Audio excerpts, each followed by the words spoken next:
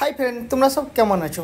আশা করি সবাই ভালো আছো, আমিও ভালো আছি। তো চলো, আজকে শুক্রবার, আজকে আমার একটা নতুন ব্লগ স্টার্ট করলাম। তো আজ যাবো আমরা মাছের বাজার, মাছ কিনতে।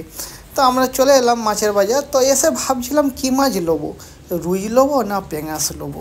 তো ওই মাছটার কী নাম ওইটা আমি ঠিক মনে আসছিল না, ওই জন্য বুঝতে পারিনি।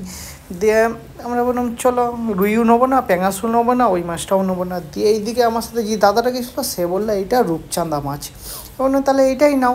বললো এই মাছটার ভেতরে কাঁটা নেই। ঠিক আছে, নিয়ে নাও।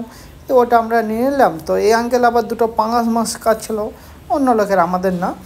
দিয়ে আমাদের মাছটাও একটু ওই তোমার সাইডের ইগুলো কেটে দিল। দিয়ে আঙ্কেলটা দেখলাম ওপরে আঁশগুলো ছাড়াতে লাগলো।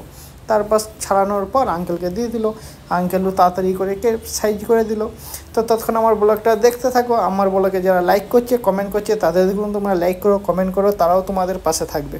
তো আমার ব্লগটা ভালো লাগলে আমারও সাথে থেকো, লাইক করো, কমেন্ট করো, খুব খুব সাপোর্ট করো। তোমরা সব ভালো থেকো,